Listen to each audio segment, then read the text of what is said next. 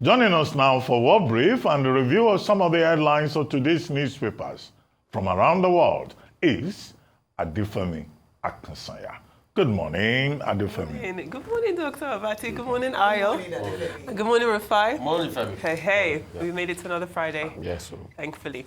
Alrighty. Well, it has been a week of retaliatory actions, warnings of price hikes from businesses and wild price swings in the markets.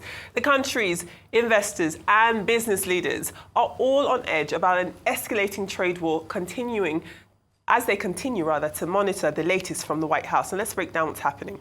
President Donald Trump granted temporary tariff exemptions for 38% of Canadian and 50% more Mexican goods covered by the North American trade agreement until the 2nd of April. Trump is also prepared to enact reciprocal tariffs from April 2nd on foreign nations that have import taxes on U.S. goods. Now, Mexican President Claudia Sheinbaum, and she actually said that Mexico should be spared when such reciprocal tariffs come into effect. Meanwhile, Canadian Prime Minister Justin Trudeau said his goal remains to get all tariffs moves. Now, to be clear, Thursday's tariff exceptions excluded those imposed on China, as Beijing insists it's prepared to fight any type of war with the United States. Now, let's take a step away from what we're seeing in North America and come back to the African continent, where Sudan is taking the United Arab Emirates to the International Court of Justice,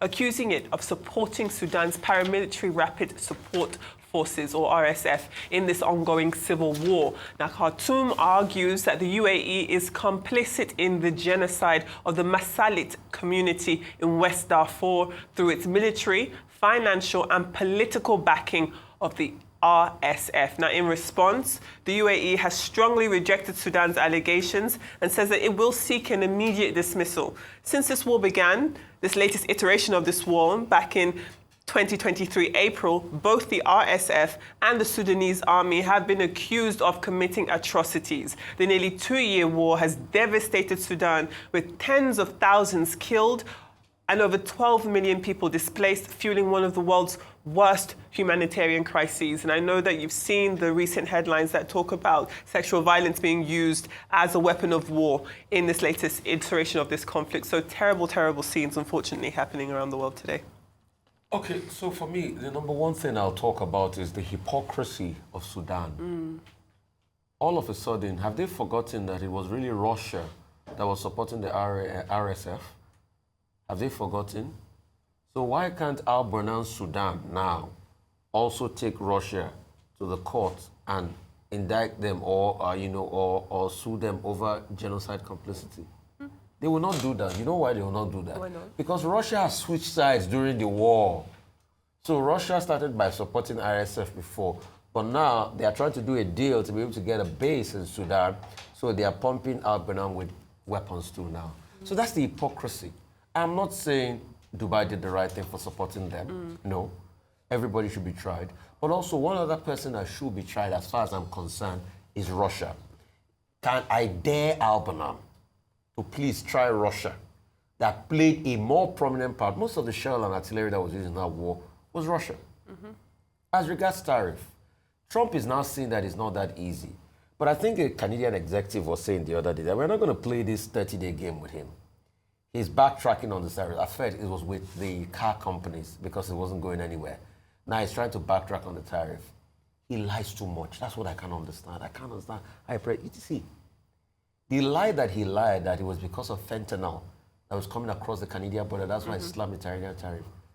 When they did the research, the fentanyl that went into Canadian border, from Canadian border into America, could not fill up a boot of a car. It was a very minuscule quantity. So it was just lies all through. He had always wanted to go on this trade war with them. But he's going on a trade war, also violating the agreement he brought about, the US, Mexico, and Canada trade deal. So now he's trying to tweak that. Every 30-day cycle, they'll come back. It shows the vestiges of a leader that is flip-flopping. That's why Europe cannot trust him. In the meeting Europe had yesterday in Brussels, they went ahead and said, you know what, we're going to have an 800 billion fund for ourselves to be able to tackle the vestiges of Russia. And probably we might talk about putting boots on the ground, to be able to secure the peace in Ukraine when the time comes. Yes. So nobody can trust him.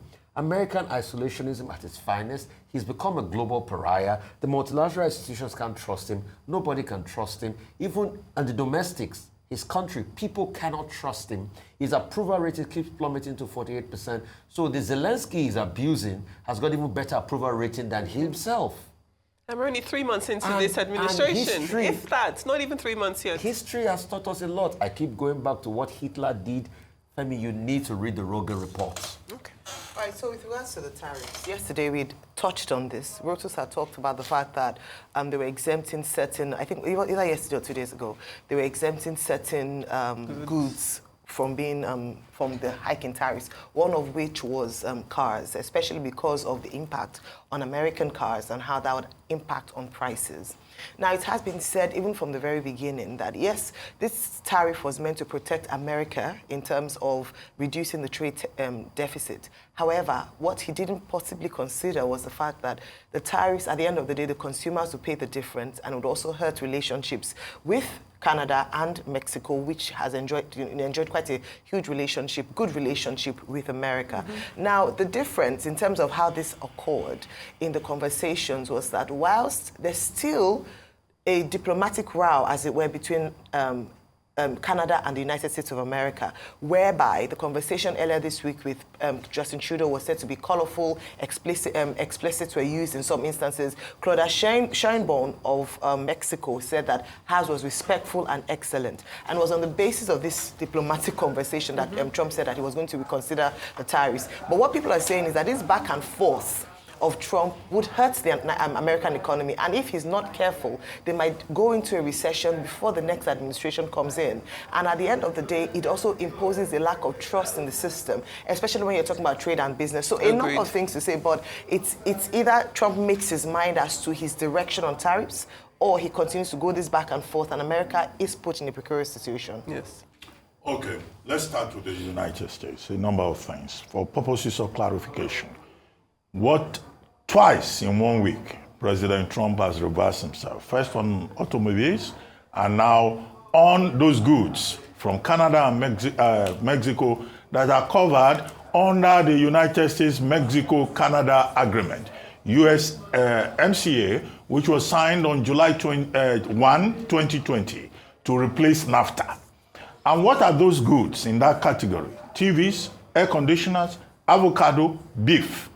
Tariffs will still remain on up to about 58% of imports from Mexico, 62% from Canada. In other words, this is why they say it's temporary till April 2. Now the question is, how temporary will this temporary be? Considering the fact that the first set of tariffs imposed in February, they were moved to March, they've now been reimposed, and now this has been moved till April 2. The clear issue here is that, one, Trump is using this tariffs war to negotiate.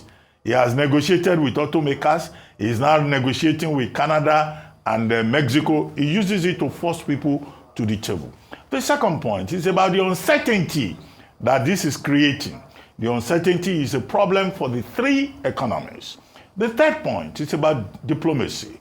Claudia Sheinbaum was very diplomatic. She thanked Trump and said, well, we have reduced fentanyl entering the United States to 260 kilos, she said, when they checked with U.S. Customs.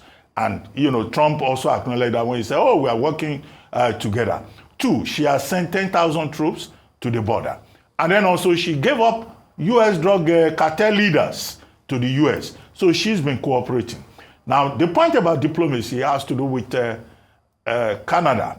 Canada says they want all the tariffs removed. Canada says we're going to impose reciprocal tariffs. Some tariffs are already in place. The mayor of Toronto, is saying we will put 25% tariff on the electricity that we supply to New York and Minnesota. So there's a difference here in terms of diplomacy. But it's clear that there's going to be a trade war. As for the China that you referred to, China had said before now that any war that America wants, they are ready. But Wang Yi, this most senior U.S. diplomat, speaking at the 2 sessions this morning, was now saying, well, we are ready to work with the U.S., but let them not think that they can intimidate us. Exactly. So this is the kind of thing you'll find in diplomacy. As for Sudan, very quickly, this is a war between 2 generals, Al-Burhan and General Emeti, as they call him, which is his, General Mohammed Emeti. After Omar al-Bashir, over control of power, who controls Khartoum, over the plan to integrate the RSF into the Sudanese armed forces, and all of this at the expense of the Sudanese people. Now, UAE says this is cynical publicity stunt. Yes. But the thing, quickly, to summarize, is the ICJ, the world court, of what effect? The ICJ, yes, the opinion of the ICJ is important, but can the ICJ enforce whatever it arrives at, even in terms of provisional measures or the reparation that Sudan is asking for? It's very difficult. After all, they couldn't enforce their own orders on Ukraine or in Gaza. We'll have to see. Thank you all for your thoughts. Let's move on to newspaper headlines across Nigeria. And let's start with this day. This day leads with the story of the moment. Senator Natasha Akpoti-Uduaghan's suspension from the Senate for 6 months. She's been stripped of her salary, her security aids, banned from the National Assembly premises, and has been warned against parading herself as a senator during her suspension. I, for one, will continue to call her senator. Unsurprisingly, though, that news leads on the New Telegraph with Senator Uzo Kalu making, Senator Kalu making a case for the aid salaries. Now, First Lady Senator Oluremi Tinubu says the Senate is a place of honor for matured minds, not controversy. We hope the Senate President heard her.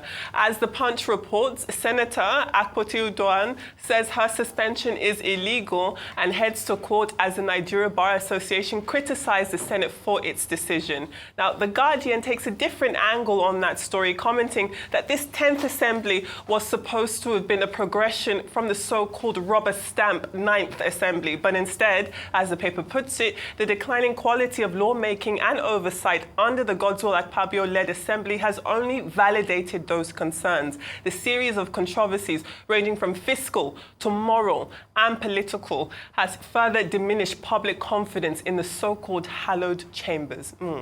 Now, the Daily Independent leads with the tension across Rivers State as a 48-hour deadline given to Governor Simfubara by the Martins Amoyle-led House of Assembly to present this 2025 budget has expired. There have been fears, of course, of violence erupting in Rivers, something that many hope can be avoided. Now, the Daily Trust places its focus on transport fares for inter- and intra-state travel have remained high despite the recent reduction in the price of petrol. And on the topic of school closures in northern states during Ramadan, the Sharia Council has defended the closures.